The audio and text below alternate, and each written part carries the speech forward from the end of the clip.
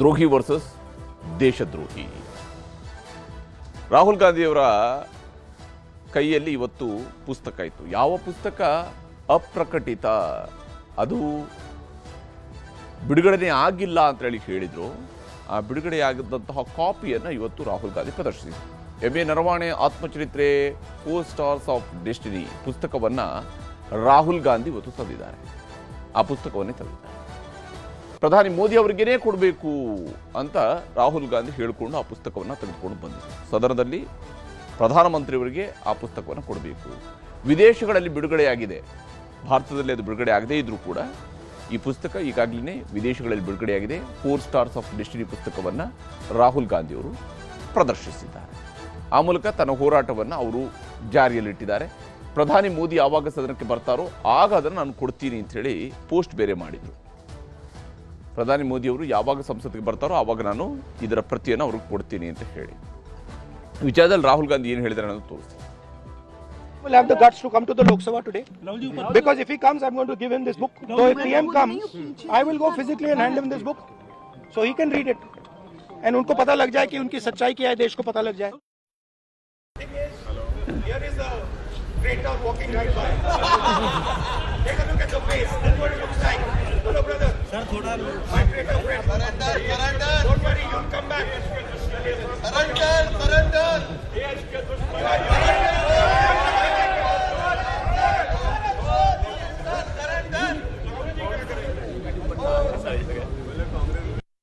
राहुल गांधी के मुख से निकला है देश के भारत माता की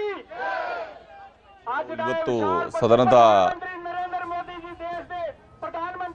ಸಂಸತ್ ಭವನದ ಮೆಟ್ಟಿಲುಗಳ ಮೇಲೆ ಹೋರಾಟವನ್ನು ನಡೆಸ್ತಾ ಇದ್ರು.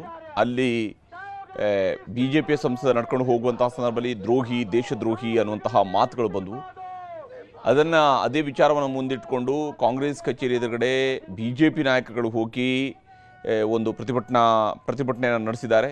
ಬಿಜೆಪಿಯ ನಾಯಕರುಗಳು ಪ್ರತಿಭಟನೆ ನಡೆಸಿದ್ದಾರೆ. ರಾಹುಲ್ ಗಾಂಧಿ ಸಿಖ್ಖರನ್ನು ಅವಮಾನಿಸಿದ್ದಾರೆ ಅಂತ ಹೇಳಿ ಬಿಟ್ಟು ಅವ್ರನ್ನ ದ್ರೋಹಿ ಅಂತ ಕರೆದಿದ್ದಕ್ಕಾಗಿ ಇದು ಸಿಖ್ಖರಿಗೆ ಮಾಡಿರುವಂತಹ ಅವಮಾನ ಅಂತೇಳಿ ಪರಿಗಣಿಸಿದ್ದಾರೆ. ಅದನ್ನು ಹೀಗೆ ಇಲ್ಲಿ ಆರೋಪ ಪ್ರತ್ಯಾರೋಪಗಳು ಒಂದು ಕಡೆ, ಮತ್ತೊಂದು ಕಡೆಯಲ್ಲಿ ಪ್ರಧಾನಿ ಮೋದಿಯವರು ಸಂಸತ್ನಲ್ಲಿ ಬಿಜೆಪಿ ಮತ್ತು ಕಾಂಗ್ರೆಸ್ ಸಂಸದರ ಗಲಾಟೆ ಗದ್ದಲ ಇವೆಲ್ಲ ಇದ್ದರಿಂದಾಗಿ ಪ್ರಧಾನಿ ಮೋದಿಯವರು ಇವತ್ತು ಸಂಸತ್ತಿನಲ್ಲಿ ಭಾಷಣವನ್ನು ಮಾಡಿಲ್ಲ. ಡೋಕ್ಲಾಂ ಗಡಿಯಲ್ಲಿ ಚೀನಾ ತಂಟೆ ಬಗ್ಗೆ ಇನ್ನೂ ಕೂಡ ಬಿಜೆಪಿಯವರಿಂದ ಯಾವುದೇ ಉತ್ತರ ಬಂದಿಲ್ಲ. ಡೋಕ್ಲಾಂ ಗಡಿಯಲ್ಲಿ ಚೀನಾ ತಂಟೆ ಮಾಡಿರೋ ವಿಚಾರಕ್ಕೆ ಸಂಬಂಧಿಸಿದ ಬೋಫೋರ್ಸ್ ಹಗರಣವನ್ನು ಪ್ರಸ್ತಾಪ ಮಾಡಿ ಬಿಜೆಪಿ ಸಂಸದರಿಂದಲೇ ಗಲಾಟೆಯು ಕೂಡ ನಡೆದಿದೆ. ಸದನದ ಒಳಗಡೆ ಮತ್ತೆ ಚರಿತ್ರೆಗೆ ಹೋಗಿದ್ದಾರೆ. ಬೋಫೋರ್ಸ್ ಹಗರಣವನ್ನು ಪ್ರಸ್ತಾಪಿಸಿದ್ದಾರೆ. ರಾಜೀವ್ ಗಾಂಧಿಯವರ ಆಡಳಿತದ ಸಂದರ್ಭದಲ್ಲಿ ಆಗಿರುವಂಥದ್ರ ಬಗ್ಗೆ ಸದನವನ್ನು ಉದ್ದೇಶಿಸಿ ಭಾಷಣ ಮಾಡಬೇಕಾಗಿದ್ದಂಥ ಪ್ರಧಾನಿ ಮೋದಿಯವರು ಕೂಡ ಇವತ್ತು ಸಂಸತ್ಗೆ ಬರಲಿಲ್ಲ. ಅವರು ಕೂಡ ಇವತ್ತು ಸಂಸತ್ಗೆ ಬಂದಿರಲಿಲ್ಲ. ಇವತ್ತಿನ ಸಂಸತ್ ಭಾಷಣವನ್ನು ಸ್ಪೀಕರ್ ಅವರು ಮುಂದೂಡಿದ್ದಾರೆ. ಪ್ರಧಾನಮಂತ್ರಿಯವರು ಇವತ್ತು ಸಂಸತ್ನಲ್ಲಿ ಮಾತನಾಡಬೇಕಾಗಿತ್ತು, ಅದನ್ನು ಮುಂದೂಡಿಕೆ ಮಾಡಲಾಗಿದೆ.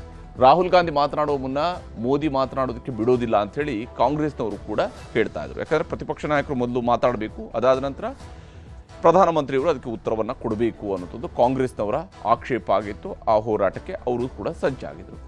ಪ್ರಿಯಾಂಕಾ ಗಾಂಧಿಯವರು ಮಾತನಾಡಿದರೆ ತೋರಿಸ್ತೀವಿ.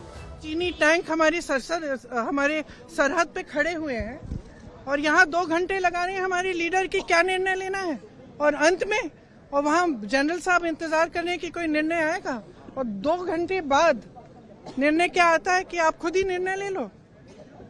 और फिर ये लोग बात करते हैं इंदिरा गांधी जी का, ये लोग बात करते हैं इतिहास का. इंदिरा गांधी जी कभी पीछे हटी निर्णय लेने से? कभी पीछे हटी?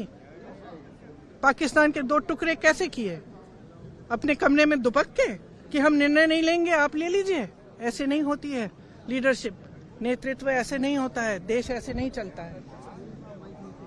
और जो आज इन्होंने किया है संसद में, वह यही दिखाने के लिए कि यहाँ न स्पीकर की चलती है, न संसद की चलती है, न किसी और की चलती है, ये सिर्फ हमारी चलती है. हम जब चाहे किसी को खड़ा कर देंगे और वो जो चाहे कह सकता है, लेकिन हम LOP को नहीं बोलने देंगे. ये बिल्कुल हमारे बर्दाश्त के बाहर है.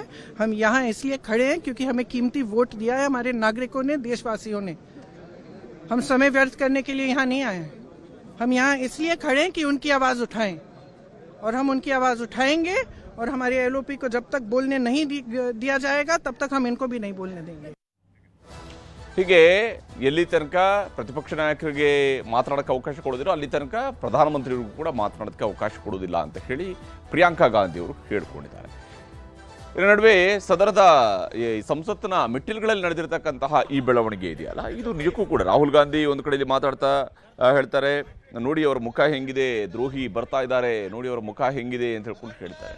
ಆಗ ಬಿಟ್ಟು ಅವ್ರು ಹೇಳ್ತಾರೆ, ಸ್ವಲ್ಪ ನೋಡಿಕೊಂಡು ಮಾತನಾಡಿ, ದೇಶದ ಶತ್ರುಗಳು ನಾನಲ್ಲ ನೀವು ಅಂತ ಹೇಳ್ಕೊಂಡು ಅವರು ಕೂಡ ಹೇಳ್ತಾರೆ. ಇಲ್ಲಿಂದ ಇಬ್ಬರ ನಡುವೆ ಕೂಡ ಒಂದು ಮಾತಿನ ಫೈಟಲ್ಲಿ ನಡೆಯುತ್ತೆ.